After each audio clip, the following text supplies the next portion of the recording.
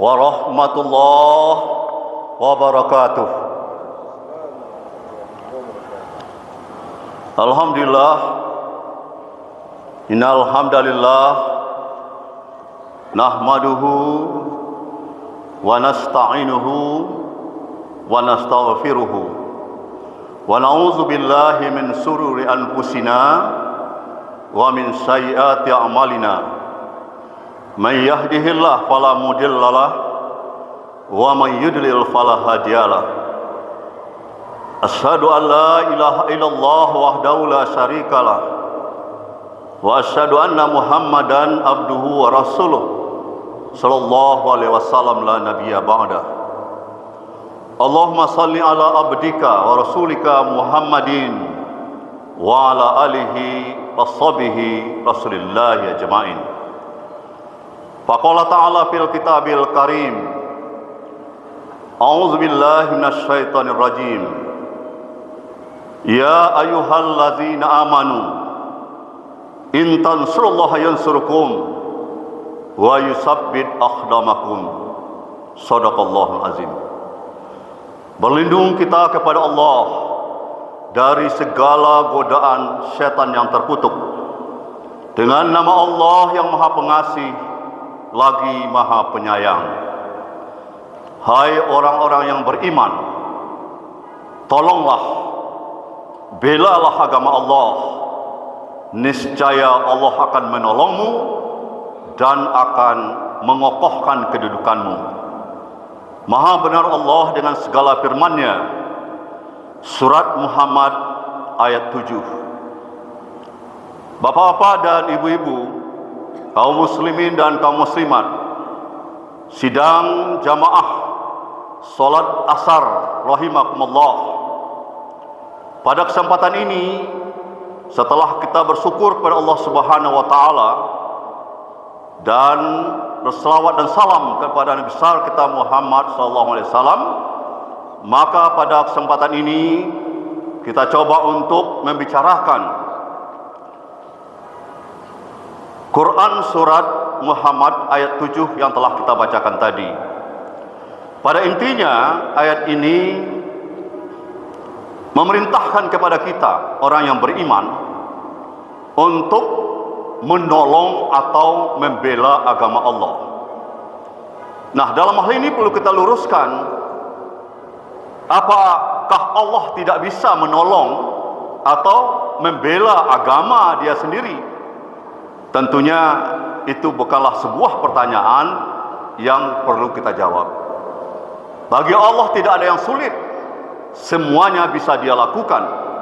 Tetapi Dia ingin melihat bagaimana orang beriman itu selalu berpihak melakukan perbuatan-perbuatan pembelaan-pembelaan terhadap agama Allah, agama Islam yang betul-betul diyakininya. Dengan kita menolong dan membela agama Allah itu, Allah akan menolong kita. Jadi konsekuensinya Allah menolong kita. Bagaimanapun manusia sempurnanya, baik secara personal maupun secara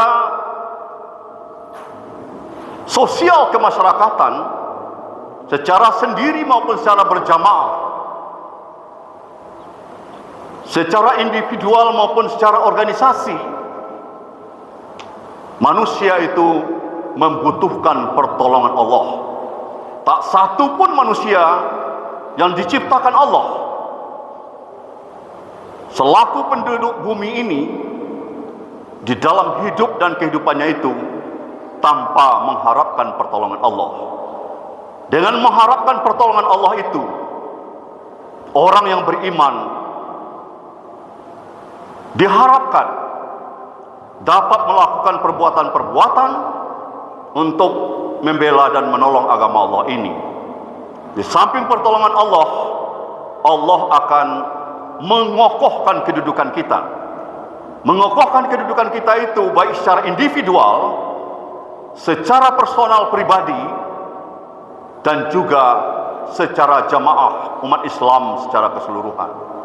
Karena bagaimanapun juga umat Islam diciptakan Allah di permukaan bumi ini menjadi umat yang terbaik di tengah-tengah umat yang lain. Dengan cara menolong dan membela agama Allah itu, insya Allah kedudukan umat Islam selaku umat yang terbaik diciptakan oleh Allah di tengah-tengah manusia yang lain, maka ini akan dapat kita wujudkan. Nah, untuk itulah dalam rangka memasuki agenda kegiatan yang besar selaku anak bangsa, selaku orang yang hidup di negara Republik Indonesia yang kita cintai ini, tentunya kita tidak boleh tinggal diam, bahwa kita harus ambil andil, kita harus aktif berpartisipasi untuk mengikuti agenda-agenda kemasyarakatan, komitmen kebangsaan, komitmen kemanusiaan, dan komitmen keagamaan, terutama menghadapi tanggal 14 Februari 2024. Sebagai salah satu wujud pembelaan kita terhadap agama Allah, marilah kita satukan kekuatan kita. Marilah kita bangun kekuatan jamaah kita untuk memilih pemimpin yang betul-betul membela agama Allah, memperjuangkan agama Allah, memperjuangkan kebenaran, memperjuangkan keadilan di permukaan bumi ini, memiliki komitmen kemasyarakatan, memiliki komitmen kebangsaan, memiliki komitmen kenegaraan untuk perubahan, untuk perbaikan yang akan datang. Makanya kita harus memilih pemimpin yang betul-betul memiliki keimanan, ketakwaan, kecerdasan intelektual, kecerdasan emosional, kecerdasan moral spiritual. Memimpin bangsa dan negara ini tidak cukup hanya dengan kecerdasan intelektual, keluasan ilmu pengetahuan, tapi dibutuhkan kecerdasan emosional. Bagaimana dia memanage, mengelola masyarakat bangsa dan negara ini dengan kecerdasan emosional. Tidak suka atau cepat marah-marah kalau ada masalah, tetapi dia manage, dia kelola masalah itu dengan sebaik-baiknya sehingga menjadi potensi bagi kehidupan berbangsa dan bernegara untuk menciptakan masyarakat adil dan makmur, baldatun thayyibatun warabun ghafur. Marilah Bapak dan Ibu sekalian, jamaah Masjid Taqwa Muhammadiyah Provinsi Sumatera Barat, yang selama ini saya berkeyakinan selalu komitmen dengan kebenaran, selalu komitmen dengan perjuangan keagamaan, dan marilah kita tolong agama Allah ini, kita bela kebenaran dalam rangka membela agama Allah agar kita mendapat pertolongan Allah dan mengokohkan kedudukan kita. Bangsa kita, negara kita sekarang ini tidak dalam baik-baik saja, membutuhkan pemikiran kita bersama, membutuhkan persatuan dan kesatuan kita, membutuhkan kekuatan kita, membutuhkan pertolongan kita dalam menyelamatkan bangsa dan negara kita ini dari kehancuran. Kalau kita umat Islam yang mayoritas hidup negara Republik Indonesia ini tidak melakukan semacam bantuan-bantuan, pertolongan-pertolongan untuk menyelamatkan bangsa dan negara kita ini, maka tentunya akan membahayakan bagi kehidupan kita untuk yang akan datang, terutama adalah umat Islam.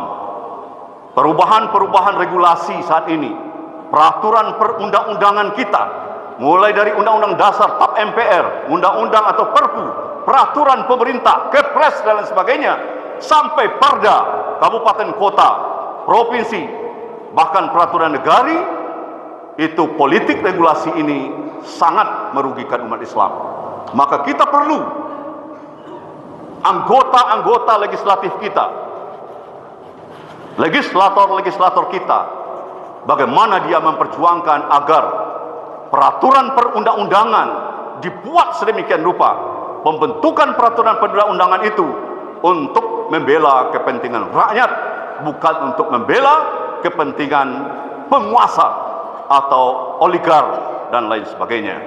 Saya yakin Sumatera Barat adalah orang yang cerdas-cerdas, udah katam persoalan politik menghadapi 14 Februari 2024. Saya yakin bahwa umat Sumatera Barat tahu memilah dan memilih mana pemimpin yang harus dipilih dan mana pemimpin yang harus ditolong, mana pemimpin yang harus dibantu dalam rangka menolong Allah, sehingga dengan demikian kita akan ditolong oleh Allah pula dan akan mengkokohkan kedudukan umat Islam di negara Republik yang kita cintai ini. Wabillahi taufik wal hidayah. Assalamualaikum warahmatullahi wabarakatuh.